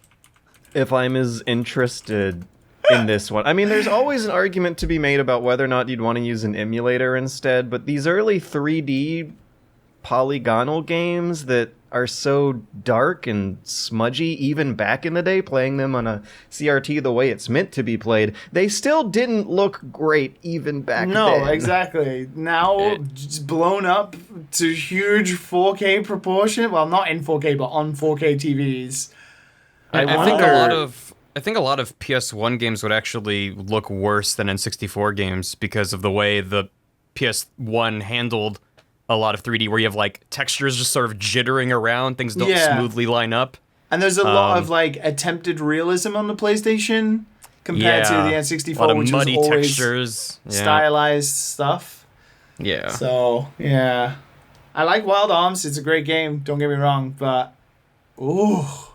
Also, they're releasing it with the original PS1 controller, not the DualShock, so you don't have analog sticks. Which is also really strange. That's weird. So no Ape Escape. No Ape Escape. No Ape Escape. And I have seen it. There's lots of games in that real had life. optional support, but yeah. It was at TGS. It was at the Tokyo Game Show in a box, and it is very small. I wonder if they're gonna try to get it to upres these old games at all, because that's what I was about to say with the emulator argument. No, they would have said that, wouldn't they? I don't know. mean, It might have some features. It might It have also- like. You remember the PlayStation Vita has what is the PlayStation Vita had when you were playing PS1 classics on just PS1 games on there. You had the like menu where you could like smooth out the not the that was pixels. in. Well, yeah, that was in the PS3 as well when you used so like there is emulation options on they've there. already made for emulating PlayStation games that I imagine they're gonna put into this, but it was never like up-resing though. Well, I mean, the NES and the SNES Classic both have very simple features, but just to be like, like fake scan lines, CRT mode, and like pixel perfect. And the fact that it's called the PlayStation Classic, like they didn't even give it different branding than what Nintendo's doing. They're like, it's the Classic. I wouldn't be surprised if they had something similar. Yeah. There's some kind of smoothing, maybe a CRT filter kind of thing to It smooth does out feel like some a of bit those of a hard half- edges. Like a half-assed response a little feels bit. fishy. I mean, the hardware looks really good, but Yeah, it it looks does nice. feel like a Me Too. Like, I mean, not that kind of Me Too. You know what I mean? It looks Okay. fishy. It looks like a quick and dirty imitation of a competitor's strategy, except their business model at the One time game, doesn't lend just itself like, to that. Don't give me 20. What one game do you want to see on there? Metal Gear? Tony Hawk's Pro Skater with all the original soundtrack, which is never gonna happen. Tony Hawk's Pro Skater 2 is the one I want. Matt, I don't want to play Final Fantasy VII again. I don't. you only just recently finished it, so No. I've never played it. I mean, you can buy it on Steam. You know, for, I don't like- know if you're missing anything, Barry. To be honest, I feel like I kinda am, but like not that Whoa, whoa, much. whoa, whoa. There's Matt, a lot of you- references you'll get. Matt, first you disc- really liked the it. first though. disc was great. I'm just saying, like, you're gonna go downhill after. Oh you're gonna my climb up that God. hill, and you're gonna fall. You're gonna fall down the hill. And we're making fun of me for giving the first part of another game the benefit. The first part of the games and the very ending of the games tend to be the best parts. There's a difference between starting and finishing something and starting it and then dropping it. Okay, like there's I'm no. not dropping I Subnautica. think- Oh my god. I think what Matt's saying is it's no Maple Story. It is no Maple Story. He is correct. Okay. I don't want no Maple Story. Consistently good. Are you ready to testify in front of the cameras and the media that you would rather play Maple Story than Final Fantasy VII? Okay, I'll take that as a no comment. Pleading the fifth. All right. Next story. Google has announced a streaming service. This thing has been rumored about, kind of sort of known about, for a few months, going on past year, but now it has an official name. Very, very creatively, they're calling it Project Stream. Project Stream is going to be a streaming service that streams games into a Chrome window. Their first title is going to be Assassin's Creed Odyssey. They're actually launching this into a closed beta testing program on Friday. I have put in my application and crossed my fingers because streaming is something that terrifies me that I can't look away from, like a train wreck. They have a little blog post where they outline the traditional problems that companies have always had putting this stuff out. They say, when streaming TVs or movies, consumers are comfortable with a few seconds of buffering at the start because you press a play button, and that's the only button you gotta press. But streaming high-quality games requires latency measured in milliseconds with no graphic degradation. And then they don't really follow up on how they plan to solve those problems that have greatly troubled many streaming services in the past, while once you scroll down on their video trailer of Assassin's Creed Odyssey running at quote-unquote 1080p 60 FPS, again with no word on what graphic settings they're pushing it down to maintain that over a stream, there's like a lot of comments thinking they're like innovating and breaking new ground here when this is a very, very risky, rocky strategy that has failed previous companies before. Google might have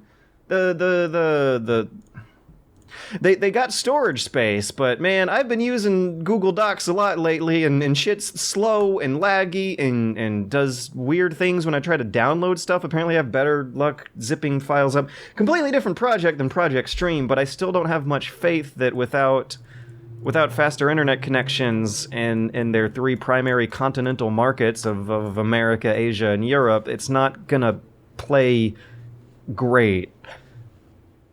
Nor do you have, by the necessity of the medium, nor are you going to have the customization options and the game development options that get so many kids learning computer skills and game development skills and programming skills that they aren't going to learn in public school when they break open their PC games and start modding stuff around, which is something I really hope doesn't go away, because you can see a real generational gap in computer skills from 80s kids who had to program their own Commodore 64s and their Atari 5200s versus 90s kids who had the mouse-ready GUI ready to go, and we don't know shit about computers compared to them.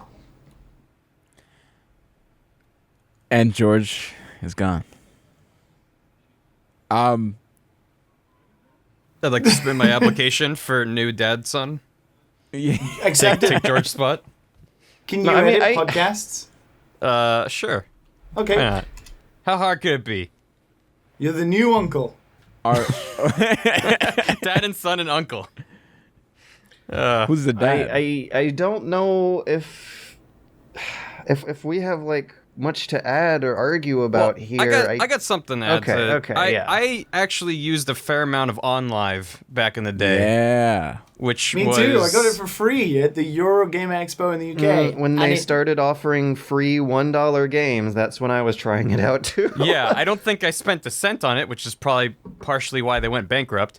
But you had like free trials of almost every game, if not every game. Where you could just, or maybe like, I think it was like a rotating. What was it? Like you could play it for free for 30 minutes or something. But you would just like click a button and there it is. You don't have to install anything.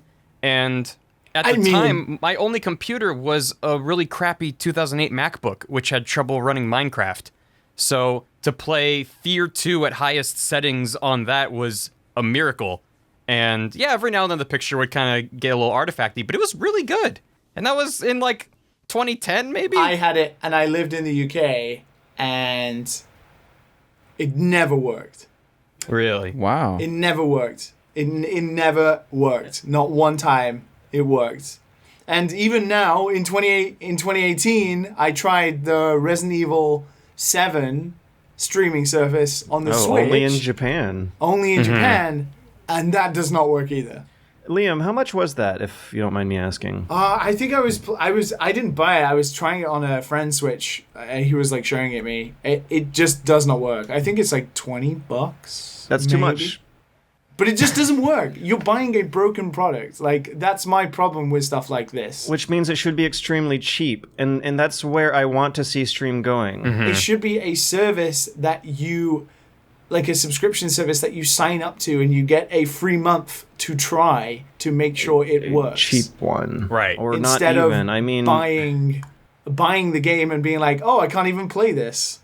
Thing is, demos have gone the way of the middleman economy, because financial research showed that they cause game developers to actually lose money. The rental market has gone the way of the manufacturing sector, because Netflix more or less shoved them out of the business. Now you can rent games at Redbox, but their selection is not the same. The scale of operations like GameFly are just not on the same level of the mass mainstream continent-wide stores Blockbuster had going. And those are two holes in the market that I feel need to be filled for customers to really feel confident about the purchases they're about to be making for video games. And that's what I would want to see streaming substitute for, is like a demoing or rental service. I don't like the idea at all of paying anywhere above $35, I want to say, for a license to a stream game that's going to go away. That when the service eventually closed down. Even like digital games that you buy are connected. I don't want to have to pause my 18 porn torrents to open up a new browser window to play my. Get those numbers that 101 tabs of Bowsette open. Right. I don't think we're the market for this, though. I don't think we're the demographic they're seeking. If they do demos and trials, I'm into it, though. Oh yeah, I'm down to try it the same way I was down to try OnLive, but I think it's, as you were saying, it's really good for us as like a demo kind of thing. Be like, oh, I want to try out Assassin's Creed Odyssey. Sure, I'll see what it's about. But I think it's mostly targeted to more casual consumers who don't want to buy a top-of-the-line gaming console, don't want to buy or build their own PC. They're just like, yeah, I want to check out the new game, and I can play it in my laptop browser window.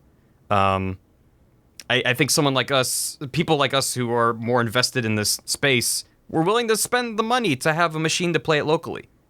And I think like that was what I loved about OnLive at the time, was like I didn't have a gaming PC. I didn't have a gaming PC until very recently, actually. Right. So it was great to be able to try these games. I would have bought them if I had more disposable income at the time, maybe. But just being able to try that technology and see if it worked or not was novel in its own right. So it's very interesting. I agree. I don't want this to become the way people play games, but I think it does. Doesn't it actively just make dystopia the game worse? Yeah, it is an inferior option. It is an inferior option. There will never be 0% latency. The game even if the technology was perfect. Be bad. Agreed. Even if the technology was perfected and there was no artifacting, it was basically the same as playing it locally with just a little bit more extra input lag, it's still not ideal. But that's why I don't think it's for us. But if it does something to make gaming more accessible, I'm for it. So that's how I feel. Yeah, I like the idea and the stimulus of like, let's say, paying $4 for a couple hours of demoing quick sessions of games in your browser. And then the customer is like, oh, I like this game. It's $60 and I actually need a good computer to play it on. That might actually be a more cost-effective strategy in the long term to spend like $600 on computer upgrades. Hey, I'm throwing all this money around into the economy that fills that hole that used to be there that the rentals and the demos were filling up. Imagine how many people bought PlayStation Magazine back in the day, giving all those editors and writers jobs just for the demo disc they threw in the magazine bag. Yeah. Yeah. I feel you. I mean, I spent my entire childhood going to Hollywood Video and renting out games. It's amazing how many like better than mediocre but not quite like great classic games I played, and how many references I can get. Like, I doubt I would have bought Final Fantasy X had I known, but at least I was able to rent it and get far enough to the laughter segment, and now I know that joke. And there's so many games since then. 100% the same as my experience. Yeah. I rented it long enough to get to some Seymour boss fight I couldn't beat, and I was not interested in even making it past that part. But at least I got to be a part of the shared cultural experience of getting these jokes. And now there are all these weird Japanese games that have come out since then that I've really not tried that would have been great as rentals. Like a lot of the Persona games and Danganronpa games are things that I've been told I would love and have tried to get into multiple times, but the barrier for like ownership versus renting is just like a little kind of a psychological block for me. Well, the substitute for rentals has become the race to the bottom pricing model, where everything goes on sale 2 days after it goes out to the public. Which games don't think developers like. No, I wouldn't like it if I was a developer, but as a consumer, you have very little reason to purchase at launch. That's like, whereas back in the day, games just cost X dollars, and either you would rent it or play a demo or something if you didn't want to throw down that cash. But now it's like, oh, I want to play a Danganronpa or whatever. Like, I'll just wait a year and play Ron Paul. Ron Paul. Yeah, I'll just wait until it's not full price and be like, yeah, I could check it out. All right. So, next story. Oculus has announced the Oculus Quest. It is a standalone VR console. Really, like, I think kind of the first of its kind. It is... I'm wondering how to sum it up quickly. They're marketing it as a wireless VR headset, but it's not exactly wireless in the traditional sense that you are transmitting the video image from your computer to the headset wirelessly. There is a almost Nintendo Switch sized. Carmack is claiming it's on par with the Nintendo Switch's hardware specs. Cell phone sized, mobile sized graphics processor in the headset itself that's rendering the graphics that are coming into the headset. So sure, it's wireless. Probably not the kind of wireless VR a lot of us were hoping for, but this thing is going to be launching with a $400 price tag with a lot of the current must-play VR titles, stuff like Superhot, Moss, and Robo Recall. And I have seen at least people in my Discord channel say that it looks like a more attractive entry-level VR option than buying one for their computers, because this would cut out the necessity of upgrading their computers for VR. But at the same time, you're still kind of facing that console conundrum of worrying about it going obsolete really fast. I still think $400 is a lot to ask for from normal working class people. Agreed, but it does come with 2 controllers, which is nice. I don't think Yeah. the newer Vive does. Or This I could is be like misremembering what that. I would be interested in buying. Really? Okay. See, now we're making some grounds Because with I it. have, All right. I have a laptop. It's fine for playing, mediocre games on it and stuff like that. Whereas something like this that takes away needing all of that, lowering that barrier of entry without worrying Yeah. whether it's going to work or not. $400 though? Yeah, but that's the same as buying a PlayStation VR. It's a console. You'd be buying a console, I think. Yeah, well that's why it's kind of okay. And how much was the Go? The goal I is think it- 200? Okay. 250, somewhere around there. I mean, is it so inaccurate to think of it as its own console? I think that's what they're trying to bill it as. I think that's what they're trying to do, yeah. Yeah, It's they're like not the being first ever explicit about VR it, console, though. isn't it? Which I would welcome and embrace. I guess I just feel more confident if it was from a brand we know and trust, like PlayStation.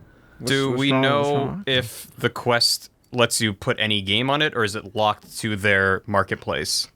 I don't even think there's any word right now on whether or not it'll interface with the PC. Oh. It might be locked because the regular one is kind of locked, sort of. The regular So Rift is everything locked? might be on using their Oculus Home software. Yeah, you got to use Revive to play Steam games on it. Because I haven't Is that played. actually how it works, man? No. Oculus, you can just use Steam VR and it just works. Okay. When you want to play Oculus games, you have to use Revive to play Oculus games on your Vive. That's the Yeah. other way around. Yeah, I haven't used an Yeah. Oculus since like DevKit 2. So And- back Yeah, then you me were just too. downloading random zip files and seeing what would happen when you ran it. As- So it's very The roller very coaster hacky. demo. That one. Yeah. As much as I prefer PC gaming as my primary platform, honestly, shit like that is what I think turned me ultimately off from getting one of the PC headsets. Is this too walled open? garden? It's kind of like the Wild Oh, West. gotcha. It is kind of like the Wild West, and it was for a real long time. Just people making shit that was like good tech demos of what you could potentially do with it. Whereas, with games like Astrobot and Firewall and games that are made from studios that Sony are putting their faith and money into, you are seeing like not a standard develop, but definitely like you just can't like download some random file and it might work or it might not, which makes it feel like you don't really own a product, you own like an experimental piece of technology. Whereas with the PSVR, you know what you're getting. You're getting like something that works, that You you can can pop plug in a into your disc PlayStation, get the like Batman game and stuff like that, and Star just Wars. immediately start. Yeah, No, you got licenses. You got yeah. high quality. You've got think stuff most that's of- purposely being built for the PlayStation VR headset, whereas you have everyone else sort of just experimenting with the technology and being like, well, what can we do from here? What can we make? And then release on the Vive or the Oculus or both. I think Oculus is trying to take it from that Wild West world and be like, nope, now it's a confined thing. You enter our bubble and you get an experience. Yeah, having their own platform means that they can be like a first-party publisher and they can give to other studios like the guys who made like Beat Saber and stuff like that and be like, hey, please make a game specifically for our Quest. It has to run on this. Like, here's all the specs. Like, this is the limitations you have. Make it so it automatically runs without people having to fuck with it. Make a good game with this money, and then it'll make people want to buy our thing above everyone else. So I just looked it up while you mentioned it. I typed in Google Beat Saber, Oculus Quest, because I don't think they made any official announcements, but there is a tweet on the Beat Saber Twitter account that responds to a fan who asked, super excited about the Quest, but where's the Beat Saber launch title announcement? They just replied with 3 winks. Beat Saber is fucking Beat great. Saber. So Yeah. Beat Saber and Super Hot are supposedly... I have not yet played Beat Saber, Saber but is Super Hot also did coming to sell me. PlayStation VR. So It is, but thank God Super Hot's there, because like Super Hot is, in my opinion, like Super Hot was VR's Mario 64 moment. Super Hot was when it like clicked in my head, and I was like, oh my God, you can do a lot with this. I've All only that played sweat. I've only played the plebeian 2-dimensional looking at a box version of Super Hot. It's a totally different game. Yeah. Moving Totally your body different. to move time is It is the better game. different from moving Wow. buttons. It on was a can good imagine, game yeah. when I played it. So it was It a makes good you game feel anyway. like John yeah. Wick. Yeah. Both are great, but it's funny how fundamentally different plugging the same rules into a different control scheme makes it play. But yeah, I mean, I don't own any VR headset, so like I'm Yes, potentially some in the market. solidarity. Well, yeah, like Finally. even though I built a pretty decently beefy PC last year, I might end up getting something like a Quest. The idea that the fact that it's wireless is a big It's the plus, best thing. and it's not. Yeah. And the fact that it's localized means there's not any extra. Like, that's what scared me about wireless Vive add-ons and stuff, is it's like, well, it wasn't meant to be wireless, so that has me scared. But if it's all literally strapped to your head, it doesn't need wires. It's not like you're introducing a wireless component to it. It just doesn't require any. And I think like true wireless video data transfer is still quite a few years away. Making a wireless version of the HTC Vive is a kind of real cutting edge concept right now. Something everyone wants It probably exists and It will does in exist. laboratories, but not in like the No. developer studios. I don't know. Oh, they have add-ons They- for that. Yeah, they've Been had released add-ons stuff. for that. Yeah. Yeah. My But friends I have feel one. like it's Wireless? like I would also do the same with Quest because for as much as I would like to think I would like to experiment and stuff like that, I can't do what George does and like fuck around for hours trying to get a game to work. I would just lose all interest. I just want it to work No, I love immediately. that shit. So I like love with the tinkering. Quest, the idea of having like a standardized thing where they have to go through certification like they do with like Sony, Microsoft, and Nintendo. So, those companies are guaranteeing that it's going to work on that platform and that you're not going to have to fuck around for a few hours trying to get it to work, or you're not sure The if your PC Nintendo can run it. experience.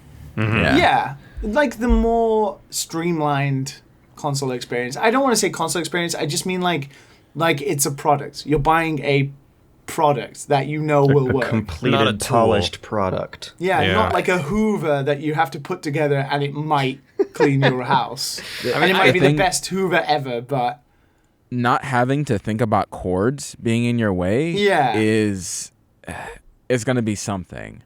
It'll actually feel a little different. It I will, want to 'cause you're feel super hot without a consciously- wire. Yeah, you're, You feel you're kinda already grounded. conscious of the wire Yeah. and moving Yeah. around the wire, especially when you play like when we were playing a rec room.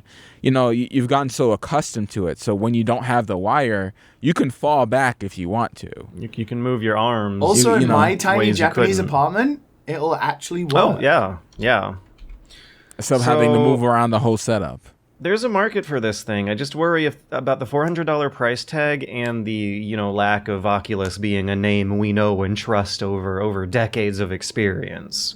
And that there will probably be a Quest 2 like a year later or a year and a half I'm later. worried about the specs, because Or a even Vive something version. on the Switch level is going to have to push games hard to render 2 of those frames and do the processing. And it's like Let's be 100% 1440p. honest. Let's be 100% honest with that VentureBeat article. It's never going to compete with the Nintendo Switch. I think John Carmack chose his words very poorly. It's not designed to compete with the Switch's market. I don't even know.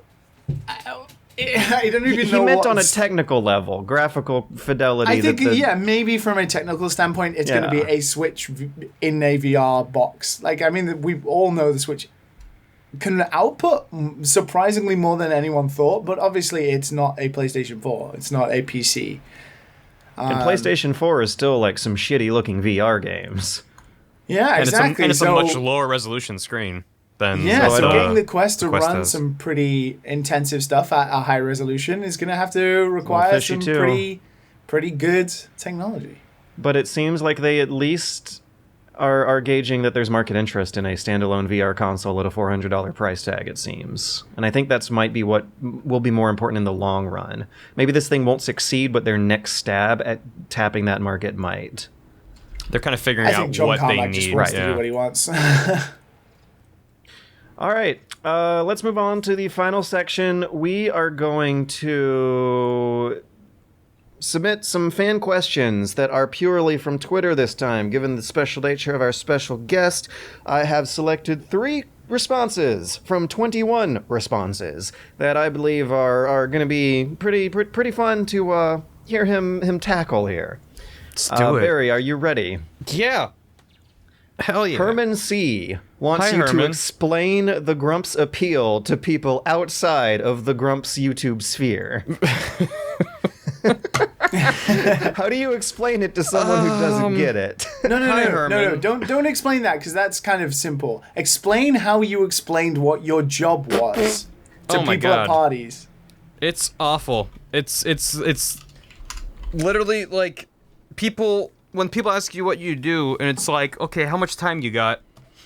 Because there's no easy answer. I mean, even now that I'm mostly streaming, I'm still like, I make videos on the internet, and people are like, okay, and I'm like, usually about video games, and they're like, okay, and then their eyes glaze over, and they're like, how do you make money? That's where every conversation ends up. Is just like, well, how do you pay your bills? And like, oh, there's ad revenue, and just becomes a whole thing. They say, like Ninja. Yeah, no, they have no idea who Ninja is. It's just like, oh, you mean like sometimes I watch my TV show on YouTube? I'm like, yeah, kind of. Your TV show on Yeah. YouTube? Oh no, who did you have to call it a TV show to? I watch clips of Jay Leno on the YouTube. I don't know. Lots of. I mean, at this point, a lot of my extended family have just kind of stopped asking, and they're like, he just does stuff. It's fine. You generate wealth. Apparently. I mean, it's like, okay, so I left Grumps almost a year ago, which is kind of insane. A year ago? Yeah, it was late December of last year. Holy fucking shit. The time has flied. Oh my God. We are It was just a rocketing scary into the year. grave That's messed collectively. me up a little bit. Yep, same. I mean, the way I always kind of broke it down for people who weren't aware is it's like, well, it's kind of... It's easier to explain to a younger generation because the point of comparison is always, it's like when you were younger and you had a bunch of friends over and you're all playing a game together and hanging out and shooting the shit. It's basically that experience, but kind of virtually, and you can never talk. You're just hearing other people shoot the shit, which I think has made it easier to explain versus a singular Let's Play, which is just watching one person, which is a little bit, it's like one more step removed from that personal experience a lot of people have had. But for someone that didn't grow up playing games, it's a really weird conversation. And I don't know. It's like you just have to watch a clip of them being funny, and either they get it or they don't. That's really all. It's like either you are in the audience for this or you're not. There's a very clear divide. I think. You ever put on a clip to see if they would laugh, and then they don't laugh, and it's a little awkward? I don't know if I ever actually did show a clip. I mean, like to friends, I would, people like peers, but to like, my great uncle, no, I'm not. Because it's like literally I would hit play and be like, this fucking piece of shit. And I'll be like, yeah, they swear a lot. So, but. Yeah, because Nice. I remember my cousin asked, like, what's the you do a podcast? And I was like, yeah. Like, what is it about? And I'm like, and Bowsette. what's the name? Dad and Son? And it just confused her more. Oh my God. Yeah. Oh, yeah. Yeah, I would get that. They'd be like, game grumps? I'm like, yeah, like it's video games and you're grumpy. And they're like, okay, just. Oh yeah, no, you kind of want to separate yourself from a different kind of being grumpy about video games sort of channel, Yeah. Ooh. I also can't imagine you being very grumpy, Barry. They're never grumpy. No one's grumpy. No one's that grumpy on Game Grumps. It's like elated enjoyment and complete compressed rage. Those are the emotions. That's not really it grumpy. strikes me as like exasperation. Yeah, more yeah, than that's- like being grumpy by default. But you get the Yeah. alliteration. You get the GG yeah, game it's grumps. magic. snappy, Yeah. good title. Yeah. Okay. Inflatable Cat asks, can you tell us about your college experience and how game design has impacted the way you view games? How game design is impacted. Well, yeah. So I went to NYU. I was born and raised in Los Angeles, and I went to New York for college because I didn't know what I was doing. I was like, I just want to go live somewhere else, at least that. Yeah. And it took me 2 years of bouncing around between different programs and even colleges within New York University before I wound up in Gallatin, which is the School of Individualized Study, which is a very hipster way of saying it's hipster school, and you make your own major. I've seen the campus, yeah. You've been to NYU? I've ridden past it in city buses out there. Because it's not much of a campus. It's just kind of like a cluster of buildings around a public park. You go to like Columbia and you're like, oh, this is a college campus. And NYU is like, we just own a lot of buildings. I'm kind of used to that. Georgia State University's like that. Oh, yeah. It's just like I'm downtown assuming it's in urban Yeah. campus. Yeah. But so, yeah, at Gallatin, their whole thing is every student there creates their own curriculum. And you take classes. You can take, Gallatin itself offers classes, but they kind of encourage you to take classes in other schools and sort of use every tool at your disposal to be like, I am going to study a thing that does not currently exist at this school. And then before you graduate, you have a 2-hour conversation called your colloquium with faculty members of your choosing, where you basically argue your case. And you're like, this is what I spent years doing. Please let me graduate. And they give you a pass or a fail. It's really weird, but I got a lot out of it. It really rewards you the more you sort of care about your education. And up until that point, I was like, I don't know. I'm taking math because I'm supposed to. I'm taking So English because I'm how- supposed to. How has playing games changed? Do you notice a lot more tricks that you didn't before, and do you want to notice those tricks, or would you rather them stay magical and unknown? Well, yeah, like as a kid, I think like a lot of people, games were this magical black box that you just couldn't fathom how these exist. Like, you look at a movie and you're like, I don't know how they made those special effects, but I shot a home movie with my friends. I get the idea. I get the mechanics behind this. But a game, it's like, how does this become a thing? And the more I learned about games, again, I took a lot of classes at NYU's Game Center, which was just starting while I was there. Now it's a much more fleshed out program with like majors and minors and a master's degree, master system. But yeah, their focus, at least at the time, was much more on design and theory rather than actually making games. There were game design courses, but they were very much focused on pen and paper. Just like rapid iteration, just learning principles of game design, not we're going to spend 3 weeks bug testing. They're like, we want you designing stuff and figuring out how these things work. So that became my background of just looking at like systems and how changing this thing over here affects things over here and how these things interact. And again, I want to stress that this was only my life for like a year and a half of my college experience. I didn't spend 4 years doing this. It took me a while to kind of land where I did.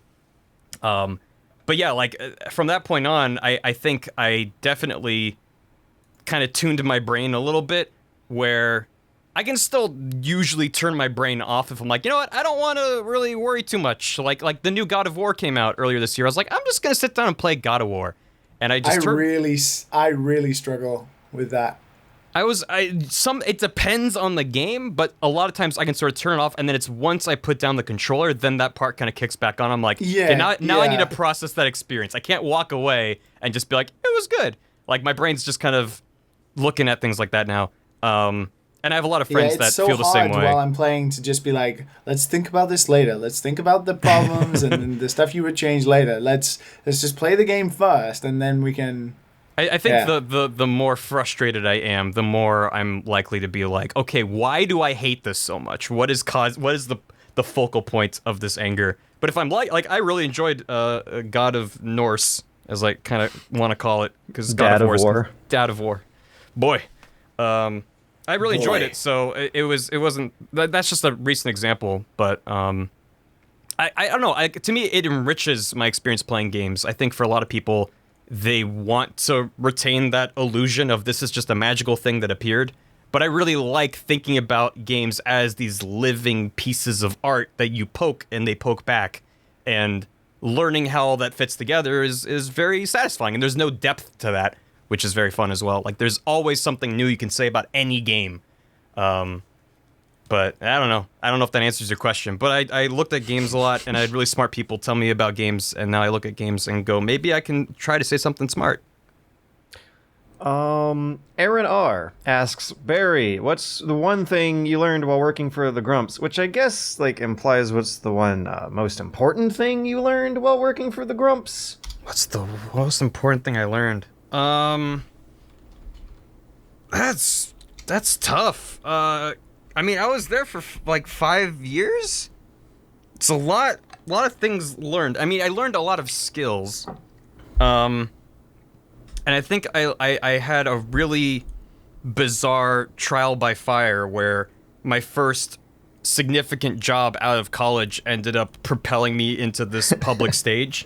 Because I've had many jobs throughout my life, and just all of a sudden it's like, yeah, you have Twitter followers now, and I'm like, why? I edit. I mean, I present other people being funny. I'm not doing anything. I'm a funnel for other people, but people started caring about what I was doing, and it was very bizarre. And so I think being able to sort of learn how to navigate today's internet social media climate through the very particular lens I did, where like I made my Twitter, I think in early 2012, and then I joined Grumps in late 2012. So it's like I didn't even have that much of a public online persona pre-Grumps. And I think it's, you see a lot of people getting themselves into trouble because they just sort of treat their Twitter the same before and after they achieve some sort of internet notoriety. Like James Gunn, I think, is a fairly recent example where you're like, people are digging up old tweets of theirs, and it's just like, delete your tweets, guys. just delete all of your social media. Just never use it again. So I don't know if that's like the most important thing, but that's something that jumps out to me is like, I think it's a very useful skill that not many people consider an important part of work today as an internet person, but kind of knowing how to navigate these spaces and not burn bridges by just being a dumbass. So, which is apparently an actually valuable skill to know now. Yeah, which I don't know what the takeaway is. Don't market your internet persona as a dumbass, kids. Yeah. Try to market yourself as a polite, cool dude. Yeah, being polite and cool is fun and hip. So, all right, well, that's kind of a weird note to end it on. Sorry but about that. No, it's the best advice in 2018 anyone really could be offered. The internet is forever. Don't tweet anything you don't want to be on your tombstone. Internet's not going anywhere. Your tweet history will be found by someone. And with all due respect and all due realism, every tweet you make is a product you are publishing under your name to the public. Right. That's how I've always interpreted it as. I And don't it seems particularly like worry about my Twitter because I started using Twitter when I became a bit more mature and stuff like that. Whereas like my Facebook history, I don't even want to fucking think about that I'm shit. so glad. my- I'm so glad the services I used as a kid just don't exist or don't have a record, like AIM. Like- oh my god. If those chat Yeah. logs exist somewhere, I hope those servers explode. Yeah. That would be awful. Oh my god. it's just another reason to feel bad for the kids these days. Yeah, I mean, I mostly say this to like preach to a younger audience. Just be smart. Think about what you're doing. Be like Oh, Matt. Tweet once a week. Oh, come on. Come I on. know, I've it's been good. giving my effort in. I've been putting some elbow grease in there. You're spending all that time playing Maple Story instead Oh my of, God. you know, Instead of tweeting about penetrate. that I'm playing Maple Story. Hey guys, I'm playing Maple Story. It's kind of Watch me good. stream Maple Story. Do it. I'm accepting donations for my Maple I can't Story wait. streams. I cannot wait for this episode to go live and for that subreddit of Guild Wars to be updated with what's Matt Visual doing these days? Playing Maple Story. Oh my god. Oh my god. No. I don't I'm so want, I don't sorry, like I don't need Matt. that to be canon, please. I'm so sorry, Liam, and last but not least, I am so sorry, Barry, for Barry. coming on the show. Thank you very much. I'm very sorry to have been here. Thank you. Thanks, Barry. You Uh, can was get a back sorry, in the Barry. cage now. Yep. I'm gonna lock myself in. Apologies to everyone, including you, our beloved listeners. Unfortunately, it is time to say goodbye. Subscribe, like, comment. Like, Like- rate us 5. Like, comment, subscribe, dig up tweet history. George has some pretty bad ones. Dig up his stuff. No, I don't.